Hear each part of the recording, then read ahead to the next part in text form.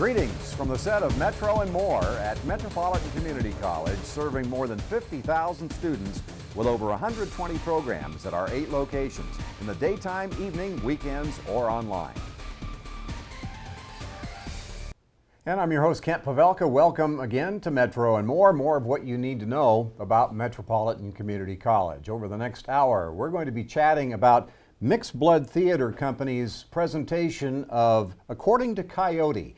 Mixed Blood Theater Company recently performed here at the college as part of MCC's Native American Heritage Activities Month, and our guest is George Keller, performer in the one-person show. Indeed.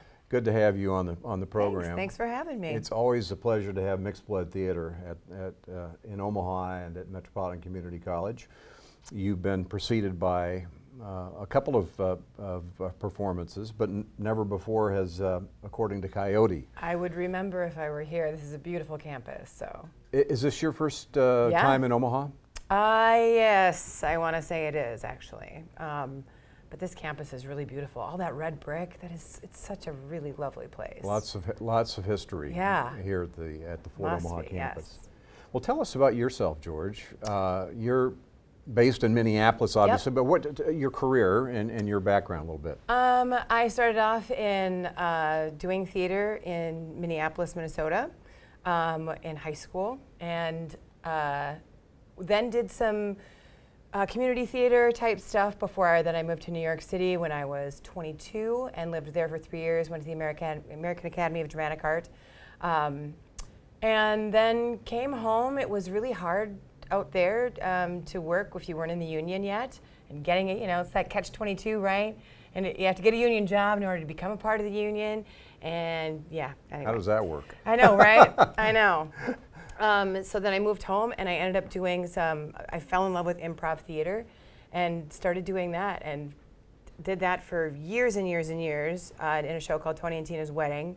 Oh, I'm very familiar with that. Yeah, so I did that show for 10 years actually. And then when that ended, I had set my sights on becoming an equity performer. Twin Cities has a lovely union. It's small, it's a smaller union town, but the Guthrie Theater, Mixed Blood is a part of that, Penumbra, all these other theaters. And so I set my sights on becoming an equity performer, and I wanted to hit those big stages, and so that's when it started. Well, for the uninitiated, not in the business, equity performer meaning? Equity performer is an actors union, actors equity, and all of, becoming a union sort of has a status to it because you're guaranteed to get paid. If you have a house that you need to make payments on, it sort of makes it so that you have to take a union job in order to work to do your craft. Therefore, it makes you get paid for work. So I think that's why most of us in the Midwest, where there's so much, in Minneapolis, where there's so much theater, that is the one reason why we would definitely join the union, is because you get paid, you get benefits, you get all kinds of things, and if you get a chance to do that, then I don't know. It's sort of, I guess there's always been a feeling in my opinion. Sorry, I'm touching that. Probably shouldn't touch my microphone. But there's always been a feeling in my mind that there's an elite sort of status about being in the union. You've arrived a little bit. Yeah, exactly. Because then you can go work in New York, and you can work in LA, and you can work in all of these tours. Everything is governed by that. And anyway, so that's how I got involved with it. Well, you mentioned Minneapolis being home. You're born and raised in Minneapolis? Yep. And so at what point in time did you decide you wanted to be a performer? I always knew that I wanted to be a performer ever since I was a little kid. And I know people say that all the time, but my story is a little bit different. I thought that I was so good at it that I didn't really need to do it. And this is the mind of a 6-year-old who I used to go and watch I used to go and watch Happy Days or something, and somebody would have a scene, with Mr. C and Mrs. C or something, and something really heavy would happen with Joni, and she would act it, and I thought it was really poorly done. Really? So I would go in the other room as a 6-year-old and look in the mirror and do the same scene and really emote. Uh-huh. And therefore I was like, I got this. I don't have to worry about this at all. And then I just tried out for the But children's. you thought it was so easy that you so weren't easy. interested. Yeah, it's too easy. Yeah. And then when I tried to actually do it in 7th grade, I went and auditioned for the Children's Theater Company, and it destroyed me because they made me dance and sing first, and I was 7th grade, no previous experience whatsoever. So I bombed miserably and swore off theater. I was like, I came in there thinking I was going to be the best thing ever, and I was sadly mistaken, and then didn't do it again until 10th grade on a dare. That's how it was started. always the motivation was always there. It just went to sleep for a while. It went to sleep. Yeah. Well, yeah.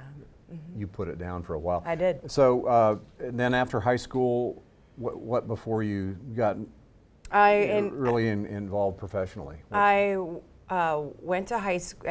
During high school, I got several roles, but in high school I'm a bigger girl and all that kind of stuff. So I always ended up playing these character roles, and I have a gift for being a little bit more on the comedic side. So ended up kind of being that. And then when I went off and started trying to audition for things after high school was over, I kind of found my niche doing community theater, doing like a couple of, funny, someone who could go way over the top kind of a personality. Did Theater in the Round, Phoenix Ensemble, a couple of like smaller theaters. And then decided, somebody urged me and said, why don't you go to New York? So I did that. How long were you there? 3 years. Yeah. 3 years. Fond memories of the effort, or? I would say that I had a great time in New York City. Too great a time. maybe a little bit. Yeah. But I would say that I grew up there. That's, I saw so many things there that you could only experience in that enormous of a city. Everything from, just daily happenings and all these different cultures, just like really like a melting pot. I mean, I thought I had it growing up in the city of Minneapolis, but you get to New York City and you just see so much more. Like I'd never seen a Sikh before, with the turban on the head and everything. And, just all these cool different cultures and just, you walk down the street, in one block, you can hear like 5 different languages, It was really fascinating and great study for doing, to prepare emulating you. these people, right? And to prepare you. Yeah. Yeah. I must ask you about Tony and Tina's wedding, because a friend of mine, Dutch Haling, I thought he wrote that. He might have been the original, he might have been a writer. So it was written by Artificial Intelligence, which was, what was her name? Tina something was the main writer. Okay. And she reserved all right, like she was the main person. But then Artificial Intelligence was like the umbrella name for the whole crew of people that brought their different, I know there was a guy named Paul, but Dutch really rings a bell. Yeah, Dutch has been involved in local theater and broadcast, and he produced that for many years here. Oh, okay. So it's it's a fun thing. Yeah. For folks who have no clue, the Mixed Blood Theater Company, talk a little bit about what Mixed Blood Theater Company is. It's a Minneapolis-based multicultural theater. Yes. So there's a theater at which productions are put on, Correct. but you also take it on the road. Interestingly, it is in an old firehouse that was from the late 1800s, right? Late 1800s. Yeah. And it's so cool just to pull up, and I mean it looks like a really old firehouse. And when you rehearse upstairs, they still had the hole where the pole came down. And we still use that from time to time when we need people to like, oh, I'm going to bed, and they go upstairs. They build the set so people can actually exit up through that old fire hole, right? So that is a really cool, unique thing. And it was, the whole thing it was about Dr. King's dream. And I can't totally speak to that because I'm definitely not a a spokesperson for Mixed Blood Theater. Right. But it was all. I think the theater was founded in 1976. Correct. But Jack, who founded the theater, based it off of what was going on with. Having something to do with one of the speeches from Martin Luther King and what his dream, basically, and that he really wanted to embrace the community where the theater was, and he went to McAllister College. There were so many different cultures of people that were there, and not, I don't want to say he just wanted to encourage that we had all these different really talented people of all these different cultural backgrounds.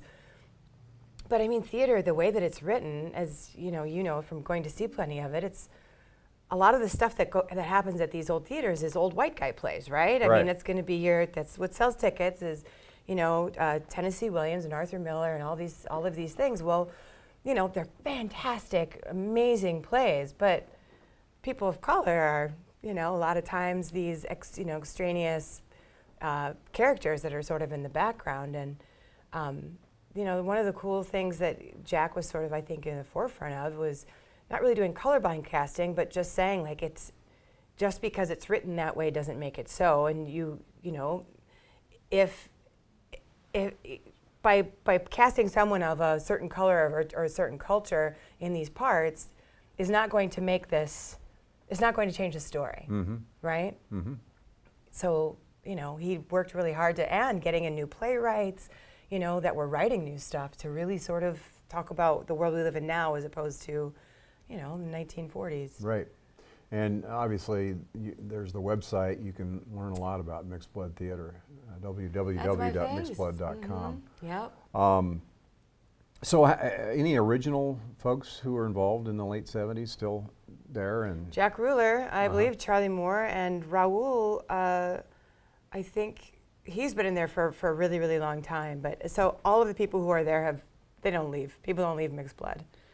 Unless they get something bigger and better. And there's a lot of actors that have come through who have amazing names like, oh God, I can't even think of them right now.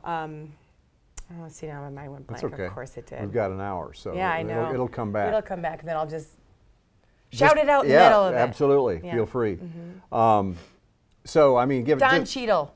Really? Yes. Wow. Yes. He got his start there at Mixed Blood, or he came through? He came through. Yeah. He came through. We've had a lot of people. Like, I wish I could have the list of bigger celebrity names that have been on that stage, but plenty of people go through and come back, and they don't get some enormous paycheck to come back and do a show there once they've gone off and made their nut somewhere or whatever. There's we can only pay so much at that theater, so people come back because they really, really enjoy being there and just doing good, solid work, Just so folks can get an idea of what we're talking about.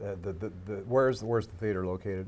It is located on the West Bank of the University of Minnesota, but is not necessarily affiliated with that. It is in a neighborhood that has a very large Somali population, and that the area has changed so much. But it's Somali and Hmong and all of it's and just it because it is so close to the college, just a great. Having all of those young kids there, and the University of Minnesota Theater, where they do all of their, the Rarig Center is very close by as well. So how often is there a production going on at the theater? They do 4 productions a year, I believe. Yes, 4 productions. And each one runs? Each one runs roughly 4 weeks, with the chance to get extended if there's if there is some time in between some of these productions, and it's just lines out the door and people are being turned away constantly. They have the ability to extend. Yeah, and then they also have at the exact same time, they have tours that are happening. Yeah, and which is what you're here in Omaha about, and that's my next question. How much? I mean, is it a 50-50 thing in terms of effort on what's going on at the theater versus the tours, or? Clarify that. Well, I mean, where's the major focus? Are these tours a big part of this? Having done, doing both, I mean, when you're in a show, you feel really self-important about that, of course. And when you're doing the tour, you feel that way as well. So Imagine that. yeah, I mean, I don't know. I guess I don't necessarily have a perspective on. But there's always, is there always a tour going on, or is that? No, there's not always a tour, and there's not always a show. Yeah, okay. There is, they overlap really, really well though. So like my tour, like the show Colossal is closed this weekend. Possibly. I believe so. And then, but my show goes on for another 3 weeks, right? So this is the beginning of I have including this week, I have 3 weeks left. And how many performances will you give on this tour? Just ballpark. Ballpark, 6. Six performances. 66. Just 60. 60. 60. Let's stick I'm trying with to finish 60. your sentence Yeah, here. that was fun. That was 60. 60. Okay. Very That was good. fun. That was Cheers. fun. Cheers. Thank you. So, according to Coyote, first of all, we ascertain in broadcasting basketball games, is it South Dakota or South Dakota State, the Coyotes? They call themselves the Coyotes. I don't know. And the name of the play I don't watch the college stuff. is, well, you don't have to watch it, you just have to listen to it. Oh, According to Coyote.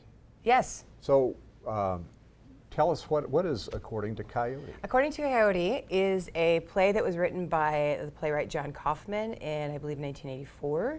And it is about the oral tradition of that happens in, that we all know about, that happens in Native culture with sort of lessons or not really lessons even. Sometimes it's just how things happened, sort of like the history of the world, of people, of everything, comes through the stories that are passed down from generation to generation. Coyote is a trickster known to many tribes throughout the United States, mainly in the Northwest, in the Southwest, somewhat on the plains. It goes all the way up into Canada, Northeast. And then he has, so like in a lot of those cultures, Coyote may be known about, but is not their main trickster. Like there'll be tales about Coyote in other places, but he's not the trickster. Like in the Southeast, Brer Rabbit is the trickster down there. For the Lakota, there is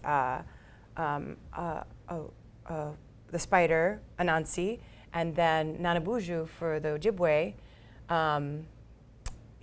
What is that? Kind of. It's a critter? Many different forms. Kind of like, what's his name? Roadrunner? No, big guy. Bigfoot. Oh. Yeah, but he's okay. called, what is he called? He's Now called, we're into yeah, pantomime. Bigfoot. Yes, Bigfoot. Okay. All right. Yeah. Well, I'm not so Squatch. sure. Sasquatch. Sasquatch? Okay. I'm not so sure, George, that folks are familiar about the oral tradition of natives. Explain that a little bit for folks who are not. Well, I don't feel like I can totally speak as being the foremost person to speak about this, but what I know definitely about is that in any and all families, whether you're Native or not, there is an oral tradition. And it always seems to come out when people are sitting around a fire and suddenly talking about something that happened to your dad when he was like this young guy, right, or whatever. And then you might talk about ghost stories that may have happened like in the past. And all of it is to sort of kind of tell you about we all have something in common, right? In Native culture, it's very much been the same as well, but it's also been used as a teaching tool for kids to, to answer the whys and where we come from, and why does Devil's Tower look like that, and why does, like all different types of stories that kids ask why, Right, and the premium is on the oral tradition at the expense of the written tradition, kind of, isn't it? I mean, it's kind of history. Yes, It is in history. place of written history.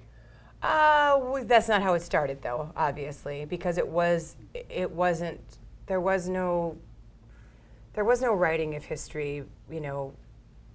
Way back. Right. It was a gathering of people. You weren't telling stories to people without being there with them. Mm-hmm. It was about me imparting something to you. Therefore, that's how it gets to you is through a person as opposed to a page. And in native cultures, there's a bigger part of that is a lesson or a message rather than just the facts, ma'am. Don't you think? I don't think That's a it's question. necessarily. Yeah, I don't necessarily believe that. I think that it's not Aesop's fables, right? People ask me that. I get done with the show and I say, does anybody have any questions? And they say, yeah. Well, so why did he do that? Or why? Or what? Or what's the message Motivation. or something? What's the message from that? Or what are we supposed to learn from that? And I always throw it back at them and say, well, what did you learn? Like, did you learn something? Because then that's for you. But somebody could hear it and just enjoy it as a story as well. So was it intended to be that way? I don't necessarily think so. Because like for instance, I brought up Devil's Tower and that whole story. It really is just to answer why there's those giant scrapes on the sides, and it has to do with the sisters and the bear, and, Mm-hmm. and so they rose it up so that she couldn't be attacked or whatever. Right. Do you know what I mean? I do. So it's not necessarily about don't do that, because when Coyote did that, Yeah. here were his consequences. You'll have consequences too. It's not always that. It's sometimes just Sometimes, but not always. So sometimes there's a right. there's a thread of wisdom that comes through, isn't there? Yeah. I mean, it also depends on the storyteller. Yeah, and how effective they are Yeah. in piquing someone's, or initially Right. gaining their attention and rapt attention, and then Because as you can imagine, like the stories that I go through, let's say, in according to Coyote, which are versions of a story that are in many, many different cultures, native cultures. For instance, the creation story, which is basically the first one that I tell. I've seen many different versions of that story, but its only purpose is just to tell you how we got here. It's not to school you on how it happened or whatever. It just, this is how we got here. well, this is a great opportunity to take one step back. Okay, let's explain exactly what your show is Yes. about. You are It's the only performer, Yes, it's just me, and you have a trunk full of. I have a trunk on the side, which just a few things that I will like put on in order to sort of help give like sort of a better picture to the tale that I'm getting ready to tell. Mm-hmm. And the stories aren't. And some sort of Yeah, backdrop. there's a backdrop, has just like a picture of a coyote sort of laying down. And then I have a drum head, a painted drum head, that is specifically painted a certain way based on John Kaufman's vision for how the stories would be told. And so that's the visual for how long is this presentation? Well, hopefully it's around 45 45 minutes. But it usually is around 51. Yeah. So how do you begin? Now let's go back to what So you I said. start off the story, and I basically tell them the creation story. And out of the creation story that I tell, I provide. I say, according to, in the beginning there was nothing. According to some, God said, "Let there be light," and there was, and this is how that happened. And then I stop, let them sort of absorb that for a split second, and then I go, according to others, there was a gigantic explosion, a big bang, and from that all life in the universe was formed, equally as wonderful. And then I say, but according to Coyote, and I say the earth was once a human being. The Creator made her out of a woman. He said, "You will be the mother of all people," and she's still alive today. And I paint the picture of what that story looks like, and then that's my launch pad into this is where we're going. What is that? All of these different things are, you've heard of all these other ways. Here's this other way. Let's go there. Well, expand on the story of Mother Creation as you tell it. I mean, you took In the story, the particular story that I tell, Coyote was sent down by the creator because when she gathered up all of the, made the earth and made people from the mud. The people were animal people. Some were on 2 legs, some were on all 4s, right? So they were a mixture of, there was people and there was animal people, right? And as it gets told in the story, they knew they had to hunt in order to live, but they sometimes got mixed up as to they were supposed to eat and who they were supposed to love. Get along with. Get along with. Yeah. So they just ate everybody. Yeah. And so the creator finally said there'll be no more people if other things go on like this, so I'll send down Coyote to kill all the monsters and to teach all of us how to live. So then I go into the story and I show you just through a little bit of pantomime, I guess, where I just act out him sort of being born out of the mud and coming out, and I just start telling you different stories. And I have 4 or 5 stories that then I tell. 5? For the balance of the show. Mm-hmm. So that's the intro to.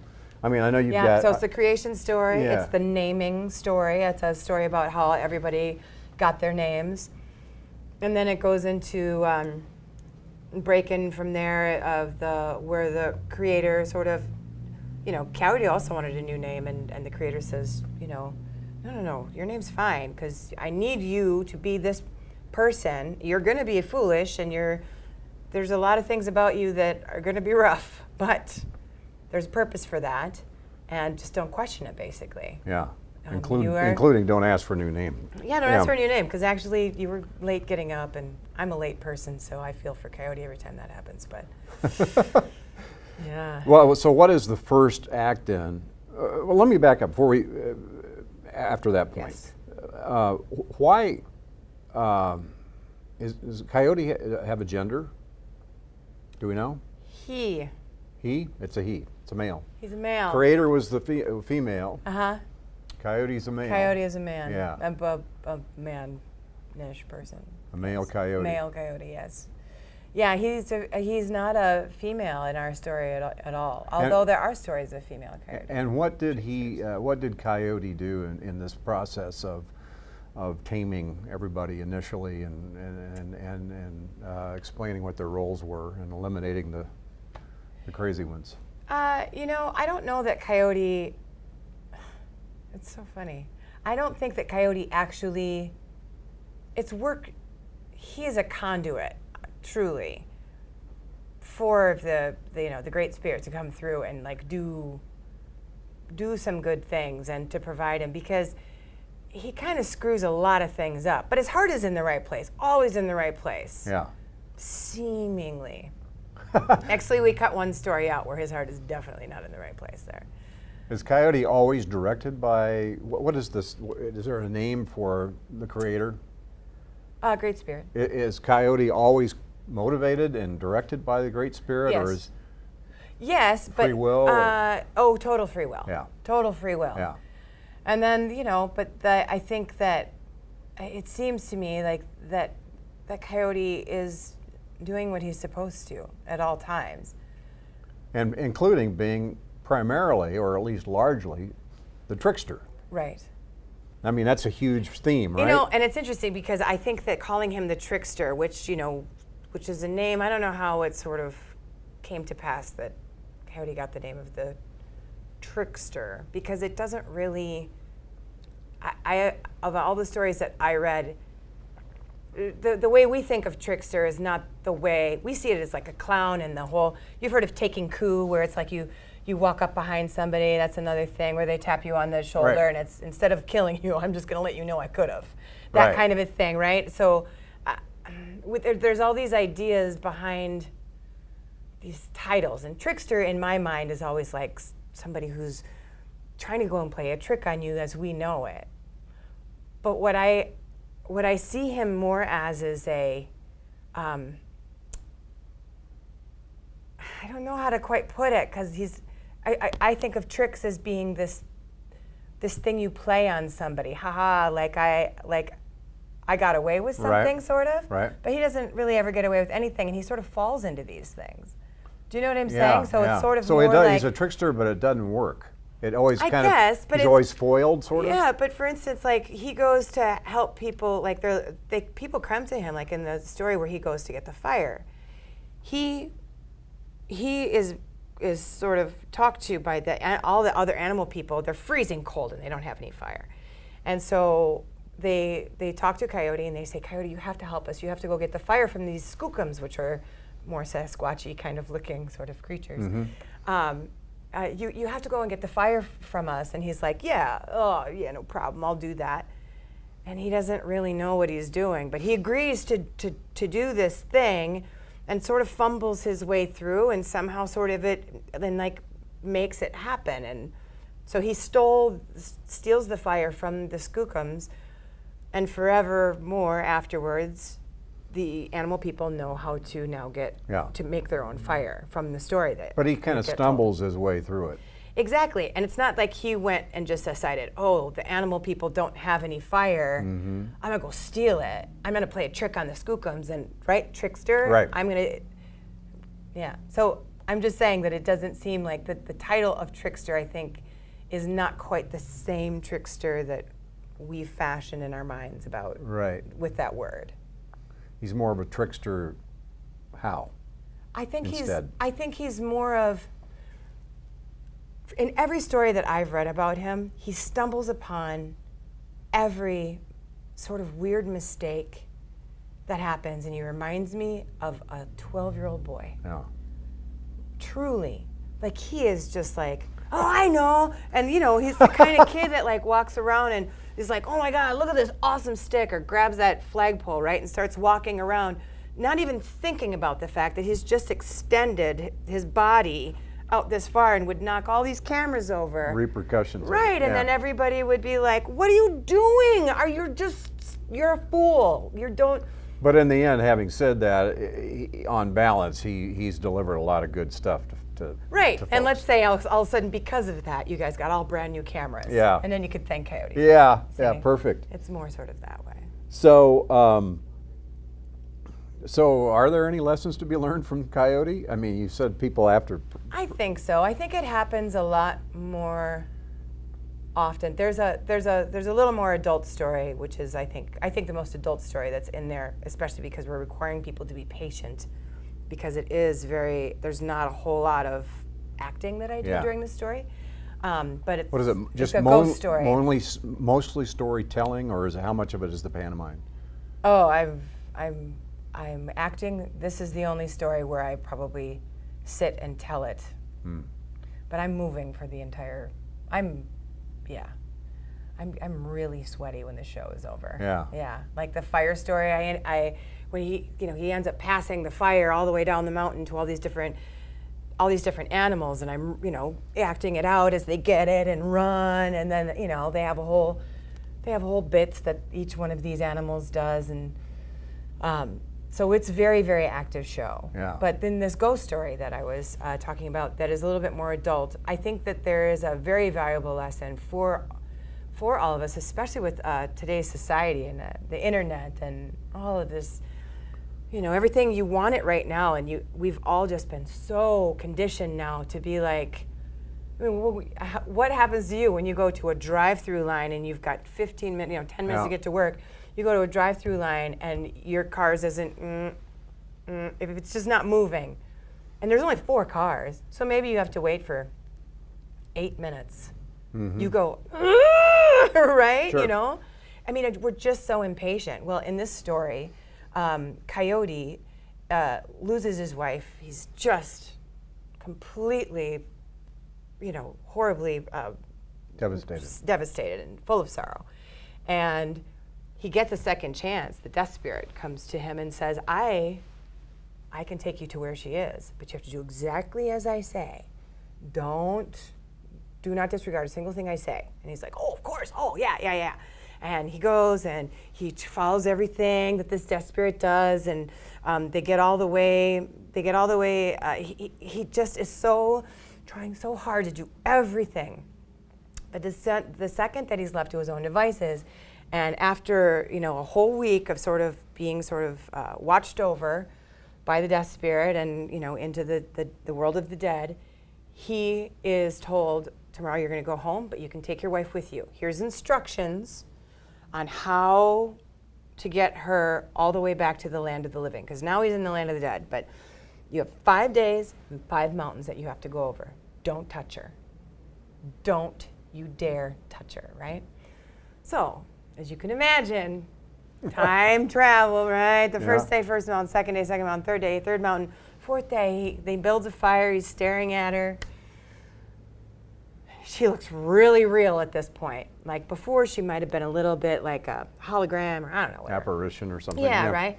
And then finally, he gets to this point where he's got this fire, and he's sitting there, and they're just, it's the two of them alone, top of a mountain, fire's blazing, and he just gets overcome and just totally, he's like, has to kiss his wife. And she's like, don't you dare. Yeah. Don't touch me, don't touch me, don't touch me. And none of that. He can't even hear her, right? And he runs around the fire and he grabs her, and just as he does, she vanishes.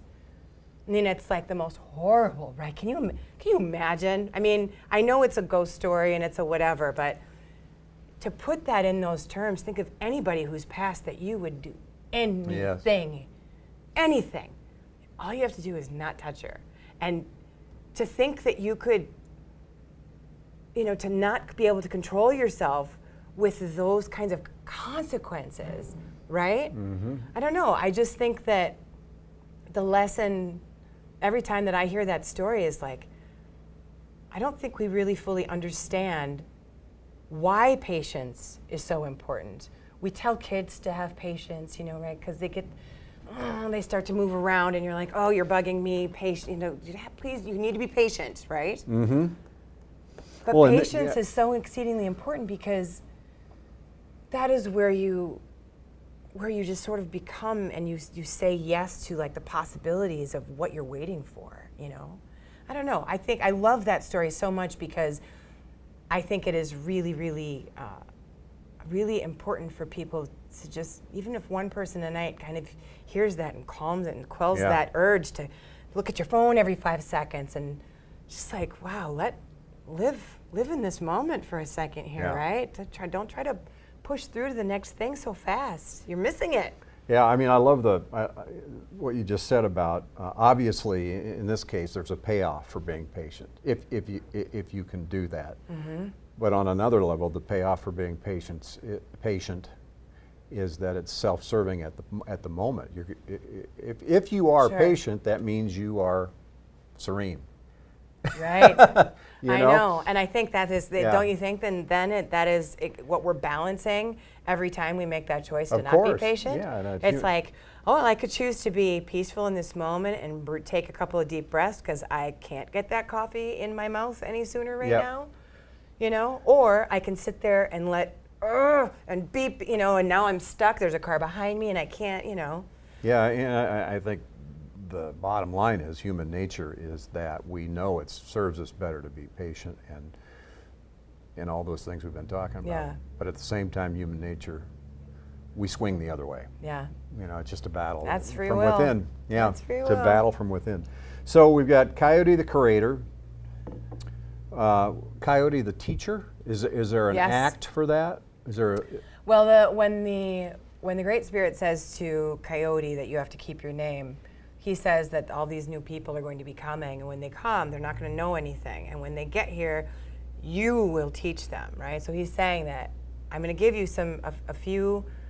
I'm going to give you a couple of gifts. One is that he is immortal, so when he dies, but he comes back to life, or he has the ability to come back to life, I think that's like his main gift. And the other gift... Pretty good gift. It is, unless, after a while you get tired of it. Well, everybody's gone. Yeah. You probably get tired of forging new relationships. You got the choice of coming back, though, you said. So. Yeah, you do. Yeah. Well, until you don't, which is the final story really? for Coyote, yeah. We'll go back to teacher, and then I want to make sure you get that in too. So what he ends up teaching people, I think it's through his foolishness that he ends up being a teacher, is kind of how it's said in the play, that, you know, the Great Spirit says, the new people are coming and you're going to be their chief, and when they come they're not going to know anything, but you will teach them all the ways of how to live. But you're going to be foolish, and they're all going to laugh at you, but that is just your way. So just accept right now that that's just how you're going to be. And I know that's why you don't want to be Coyote, but accept it, because that's what makes you awesome. And then the last thing he says is, you know, nobody's going to know how to dress. And these are all stories. I'm doing sign language at this point as the Great Spirit. And I say they're not going to know how to dress. They're not going to know how to sing. They're not going to know how to shoot or, you know, to hunt. You're going to teach them all of that. And then I'm going to give you a special gift, which is that you are going to come back to life. Every time you die, you're going to come back to life. And so I think the things, you know, the singing, the how to dress, how to hunt, all of those things are different stories that people may have heard, you know, especially when we go to, you know, different communities where they've maybe looked up some of these Coyote stories. There's so many stories of Coyote that those are sort of in there saying, like, you may have heard these stories on how he taught people, you know, how to dress, how to sing, how to hunt. Yeah, and in the play, that what he shows them, he ends up hunting in the very last story. He hunts down a monster that has swallowed all of the animal people in the valley where he is, where this play takes place in Kamei, which is in the northeast of the United States, in Washington State, or Idaho. It's in Idaho. Northwest. Yeah. Yeah, so he teaches them how to hunt in that story. He teaches them through, like I said in that ghost story, it's about the patience thing in the ghost story. And I also think he teaches confidence and, you know, how to go after something, for like the fire story, which is when he goes to get that fire from the skookums. And yeah, I mean, I think he, not so much like, here's how to sew something kind of a story, but through his acts, you learn. What are some of those attributes he has that are helpful in terms of teaching people how to do something? I mean, is he smart? Is he confident? Is he do it any particular way? I think it's not in him. It's not that people be like, let's go ask Coyote necessarily how to do anything. I think that they would ask Coyote to help them, like the animal people, because Coyote will, right? Always willing. Always willing to do something, because he wants to be the big guy. Why did Creator create Coyote as, on the one hand, the teacher, but also at the same time make him look kind of foolish in many ways? I thought the same thing, but I think he had to make him. I think he had to make him always come back to life again, because he was going to kill himself over and over again because he's foolish, right? And so it's a gift for him to, you know, to always be able to come back. But he has to take it all the way to the end, right? To be mortal is to be foolish, maybe. I think so. Yeah. Or you wouldn't need it if you weren't foolish, maybe. I don't know. Yeah, interesting. As foolish as he is, perhaps. So do you speak as Coyote, or Yes. you do? I speak as everyone. You change voices, or? Yeah. In Coyote, when I came up with sort of his way of talking, there was when I was doing a show called Average Family at the Children's Theater Company in Minneapolis, there was an elder that came who talked real slow, and he's sort of a mixture of this guy who I think was from like the Red Lake Band of Ojibwe or Well, give us just a little taste of it. What does he sound like? well, Coyote has different voices. So Coyote has when he's like really crazy, he talks like this, and he's got a really fast voice, right? So it can always go in this upper register, which is he becomes like a little kid again. And when he's like an older guy, or like, you know, I don't know, like I always imagine he points with his bottom lip a lot, because that's what this guy that I met did, right? And that's kind of a thing that's elders do. They talk like this. They point instead of being like it's over there. They'd be like it's over there. It's over there. You know, Yeah, it's kind of got that Iron Range sort of. I mean, people up north in Minnesota and people from the res, I think, have very similar sort of accents in a way. Mannerisms. Where it's kind of, you know, the talk is kind of like, it's kind of got this sort of sound to it, you know. Yeah, I don't know. A little Swedish, a little Norwegian kind almost. of, yeah. It's got all of that in Yeah. there, right? Yeah. Yeah, for sure. Do you, like, is this scripted to the T? Do you deliver It is scripted to the T. and you deliver it the same? No. I wouldn't think you could. I can't. I'm an improviser, Yeah. number one, and I'm not. I have to remind myself not to, you know, fall back on that and be like, I don't memorize lines because I'm an improviser, right? But there's an aspect to being an improviser, especially when you're doing storytelling, that is, I think, Keeps it fresh. 100% necessary. Yeah, because sometimes, like, even when I'm telling the story, if I'm going from a script, that means someone else wrote it. Then it's not coming from me. Right. And I can be an actor, and I can make all these big general assumptions on why this person said something this way, and sit there and do that homework, or I can make it my own, which I think is that's what we do is when we Performers. improvise, Yeah. and as a performer. Yeah, the thing about performing on any level, whether it's on stage, film, you know, radio or television, Sure. if you're good, it's because you prepared, but then you don't over-prepare in terms of the final presentation. Right. You've got to let it out. Well, know? and I think that I've heard it so many times, I don't know if recently, is that I just like being surprised by something. And when you do a show this many times, I mean, Tony and Tina's wedding was like a really great lesson for me. I was married over 2,000 times. No joke. Yeah. No joke. I was married over 2,000 times, and that was before. So, and then I also did shows before I became Tina in Minneapolis, right?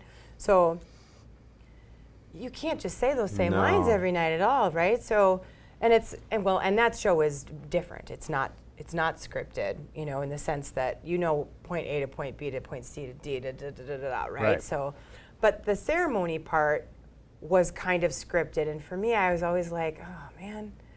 So when I finally got to become Tina, that was like one of my main things, is that I just always wanted to surprise, or sort of, I needed to keep it real with the person that it was my Tony, you know? Mm-hmm. So instead of always saying the exact same lines every night, I would switch it up a little bit, or I'd sneeze somewhere, or I'd drop the ring, or, you know, something would happen where we had to, not every single night, obviously, but things, and then those things would become part of the show because it got such an amazing Yeah. response. Well, and if we had never done that, right? So Coyote has evolved probably the same way. Yeah, I still find a lot of things. When I first did this show, I asked them if I could improvise a few things, and they just kept asking me to do things like, well, you know, yeah, you could, but let's just try it this way first, all scripted. And then one time I asked them, they said, you know what, why don't you just start? Why don't you just start the show? Don't do the running around the drum that I used to do, and, you know, and the stage lights come down and the pelt got lowered from the ceiling and all these fancy things happen. They said to me, just go out and talk to them. And then when you're ready, start the show. And it changed everything. The kids were, you know, so just invested, and like this is not a tale from days Right. gone by. These are real stories, like she's that invested in it, kind of a thing. You So, bet. yeah. What do you hope first of all, your audiences vary, I'm sure, a lot, but primarily, are they young Native American kids or what? Oh, sometimes we're lucky and that happens. It doesn't happen a lot. I think through sort of being mixed blood and having all these tours that they have relationships, and right. So there's probably a package that goes, I don't totally know this, I'm just sort of pontificating on how this actually sort of works. But I'm sure they send out all these packets to places where they've been before, and they get 4 shows or 6 shows or something to choose from.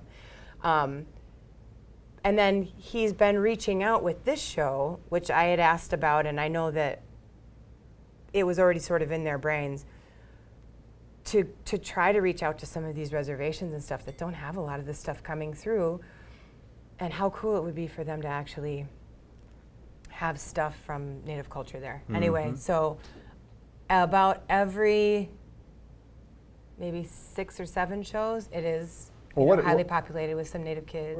In those cases, what are you hoping to accomplish for those kids? With the young kids? Yeah. I love that young kids get to see someone that looks like them on stage. When I grew up, I didn't have that. You know what I mean? We didn't, not on TV, not on anything. And, it happens a lot more nowadays, like when there's a lot of Latinos on television, sure. There's still a lot of, but to represent specific cultures is kind of a big deal. And actually then to even bring like part of their, you dress like, you look like, some of the stuff I end up putting on throughout the show, I've got these leggings that you would see if you went to a powwow, and mm-hmm. you saw, guys doing, in like a grass dance or something like that, so I don't know. Can you tell when you've kind of struck a prideful chord with Absolutely. That group? Yeah. Absolutely. And they want pictures taken, and I'm all about it because I love it. I love being with young Native kids. What do you hope? Sure. What do you hope that audience does after, if being struck, emotionally? Where do you hope they take that? I think that at my core, I love being a storyteller for, in this way. But ultimately, I'm a performer and an actor, and I love the idea that there might be 1 or 2 kids out there that is going to go, I could do that. I do. I really want to inspire kids because I think theater, I could even get teary talking about it. I think theater and the arts are a savior, and you'll never see so much in one place of like, most of this community could really use it could use a leg up for sure. And to bring theater and have that be a part of their world, like suddenly to be like, well, we can do like Native storytelling, or we could do plays about that, so we don't even have to just like suddenly do our town on the reservation. You know what I mean? We could actually write our own plays, and and now this community is rich because they're asking questions and they're talking about things they hadn't talked about before, and whether or not they talk about stereotypes or all of those things. You have to do that when you do theater. There's activism intrinsic in this craft. And then what happens, right? That's what I asked you. What happens? I know. Then what happens is people start to really like get emboldened, and their minds get expanded, and they start to ask for things like that they thought were, things that they didn't know were important before. Like, let's put on a show that has to do with these things that are sort of plaguing our community, and then it starts a conversation, and things start to change. Yeah.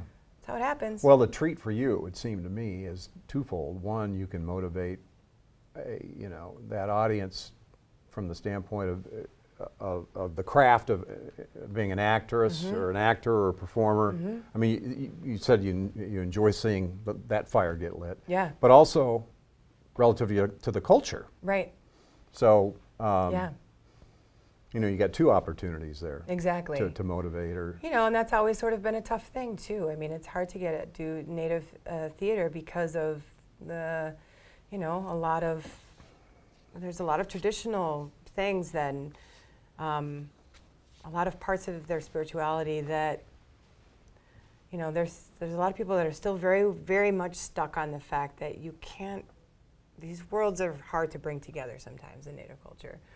because the dances that they would do and a lot of the stuff that is very, very close to them and a connection to, you know, Her? to the Great Spirit and to her, yeah, right? Well, to the Creator anyway. And so, you know, there's many different sort of spiritual beings and Well, explain that for a second. What's the dichotomy there? What's the problem? That well, for instance, in the very first show that I did in Minneapolis, the first Native show that I did was with a theater company called the American Indian Theater Project. I think we had another name. Anyway, yes, that's what it was called for one show anyway. And we were doing Black Elk Speaks, and there was a very large part of the community that came out and didn't want. There's a part where they're supposed to be doing the ghost dance, I want to say, and that is even just saying even saying that you're doing this particular dance, even though you don't do the actual dance, but saying that you're doing the actual dance was not okay. was a negative for what reason? Because it's, I don't know. I do know. It's because it's these dances are sacred. You know, they are to be used in ceremony for specific reasons, and it's a, I don't know, it's blasphemous like almost. Yeah, pretty much. You know, so it's, and you know, these are a lot of elders that feel that way, and you know, it comes down the line through people's kids, and you try so hard to hold on to your culture, which is just slowly getting stripped away with, you know, iPhones and all of that stuff. Not to mention that, you know, your language is barely spoken. Right. It's pulling teeth to try to get anyone to learn it, you know, who is like direct descendants, and, you know, you got to hold on to what you can, kind of a thing, too. So. You feel it slipping away or coming back? Do I feel what it's slipping away? All the things we've been talking about in the last 2-3 minutes, the issue of holding on to the culture. In some places, it's coming back. It's coming back because I think where we just were, we were up in Coral Lane, something like that. In Iowa? Nope, in Minnesota, Grand Rapids area, and there was these amazing women who were brought up in, you know, in this culture, who decided they were going to have a 100% success rate for kids going to college, graduating high school. Let me say that, and they did it. They're doing it currently, and. Another thing that they wanted to do is they wanted to learn the Ojibwe language. They first had to be taught it, and they are Ojibwe, you know, women. And they wanted to be taught it and then be able to teach it to all the students that come to their school. Not just the Native kids, but all of the students. So anyone who's enrolled in this community, you know, can learn this language. And it's not easy. There's a lot of people who are against that. They're like, no, we don't want a white person being able to speak Ojibwe, and no, that's not okay, you know? Those are some of the things that sort of But these are tough women, and they were, you know, they stood their ground, and they kind of did this kind of thing, and they're making it happen, man, and they're changing things up there, yeah. And so are you. Yeah, thanks. Thank you very much for being with us, George. Sure, my pleasure. Appreciate it very much. George Keller with us, and Mixed Blood Theater's presentation of According to Coyote at Metropolitan Community College. Thank you for being with us again on Metro and More. Our goal is to better acquaint you with the mission, leadership, and the reach of the college. I'm Kent Pavelka for Metropolitan Community College.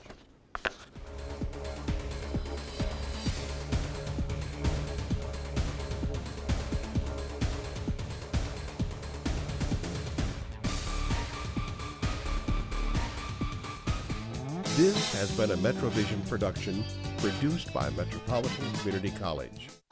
At Metropolitan Community College, you can start where you left off. Sometimes things happen in life that can put college on hold. We want you to know those credits that you've earned in the past can be transferred to a degree program that will put you on a new career path. Best of all, you can do it all online on your schedule, and it's just a third the cost of a big university. To get started, call a return specialist at 402-457-2270. Metropolitan Community College.